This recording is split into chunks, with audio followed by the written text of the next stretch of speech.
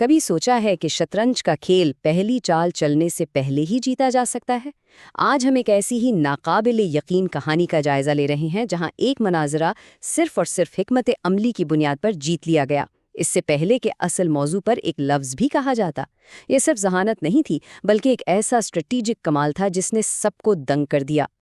یہی سوال اصل میں اس پوری کہانی کا مرکز ہے۔ کیا یہ واقعی ممکن ہے کہ کوئی اپنے مخالف کو منطقی طور پر اس طرح بے بس کر دے کہ وہ اپنی دلیل پیش کرنے سے پہلے ہی ہار مان جائے؟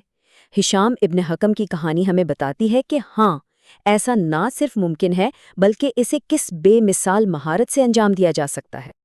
تو منظر کچھ یوں ہے: عباسی خلیفہ ہارون الرشید کا شاہی دربار، جہاں علم و حکمت کی محفلیں سجا کرتی تھیں۔ خلیفہ وقت کے دو سب سے بڑے عالموں کے درمیان ایک فکری مقابلہ دیکھنے کے منتظر ہیں، اور ماحول میں ایک تناؤ ہے کیونکہ اس مناظرے کے نتائج صرف علمی نہیں بلکہ سیاسی بھی ہو سکتے ہیں۔ تو میدان میں اتر رہے ہیں دو فکری پہلوان۔ ایک طرف ہے ہشام ابن حکم، مناظروں کے ناقابل شکست چیمپئن جن کی منطق تلوار سے زیادہ تیز مانی جاتی ہے۔ دوسری طرف ہے عبداللہ ابن یزید اباضی، خوارج فرقے کے سربراہ اور اپنے وقت کے ایک بہت بڑے عالم۔ یہ صرف دو عالموں کا نہیں بلکہ دو نظریات کا ٹکراؤ ہونے والا تھا۔ جیسے ہی مناظرہ شروع ہونے والا تھا، ہشام نے ایک ایسی چال چلی جس کی کسی کو توقع نہیں تھی۔ اصل موضوع پر بحث کرنے کے بجائے انہوں نے تو مناظرے کے اصولوں پر ہی ایک جرأت مندانہ سوال اٹھا دیا اور فوری طور پر اپنے مخالف کو دفاعی پوزیشن پر جانے پر مجبور کر دیا۔ ہشام کا پہلا وار حیران کن حد تک سادہ لیکن بہت طاقتور تھا۔ انہوں نے کہا کہ خوارج، جو ایک وقت میں ان کے ہم عقیدہ تھے اور بعد میں الگ ہو گئے، ان کا ماضی کا اتفاق ہی ان کے خلاف سب سے بڑی دلیل ہے۔ ہشام نے کہا، تمہارا ہم سے متفق ہونا ہمارے حق میں ثبوت ہے اور تمہارا بعد میں اختلاف کرنا ہمیں کوئی نقصان نہیں پہنچاتا۔ بس اس ایک جملے نے عبداللہ کو شروع سے ہی بیک فٹ پر ڈال دیا۔ لیکن جب بات آگے بڑھانے پر زور دیا گیا تو ہشام نے ایک ایسی تجویز پیش کی جو دیکھنے میں تو بالکل منصفانہ لگتی تھی، لیکن اصل میں یہ ایک بہت گہرے جال کا حصہ تھا۔ انہوں نے کہا، کیوں نہ ہم ایک منصف مقرر کر لیں جو ہمارے درمیان فیصلہ کرے؟ اب بھلا ایسی پیشکش کو کوئی معقول شخص کیسے ٹھکرا سکتا تھا؟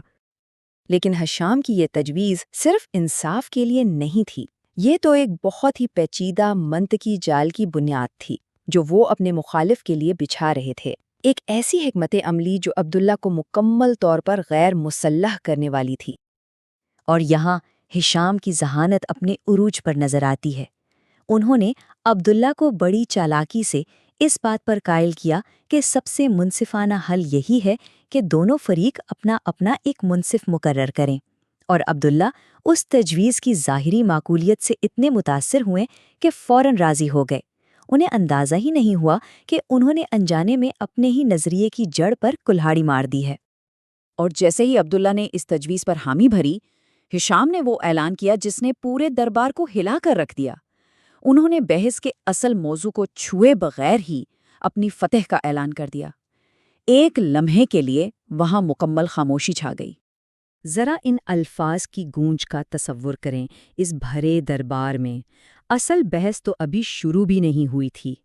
ہشام کا یہ دعویٰ اتنا جرأت مندانہ تھا کہ اس نے نہ صرف وزیر بلکہ پردے کے پیچھے موجود خلیفہ کو بھی سوچنے پر مجبور کر دیا کہ آخر ہوا کیا ہے۔ تو ظاہر ہے خلیفہ ہارون نے بھی وہی سوال پوچھا جو ہر کسی کے ذہن میں گردش کر رہا تھا، یہ کیسے ممکن ہے؟ آخر اس نے اسے شکست دی تو دی کیسے؟ خلیفہ کا یہی سوال اس شاندار منطق کا دروازہ کھولتا ہے جو اب سامنے آنے والی تھی۔ تو چلیے، اب وقت ہے اس راز سے پردہ اٹھانے کا۔ آئیے سمجھتے ہیں ہشام کے اس ناقابل یقین دعوے کے پیچھے چھپی گہری منطق کو۔ یہ وہ مقام ہے جہاں حکمت عملی ایک فن کا درجہ حاصل کر لیتی ہے۔ دیکھیے، ہشام نے جس منافقت کو بے نقاب کیا وہ یہ تھی۔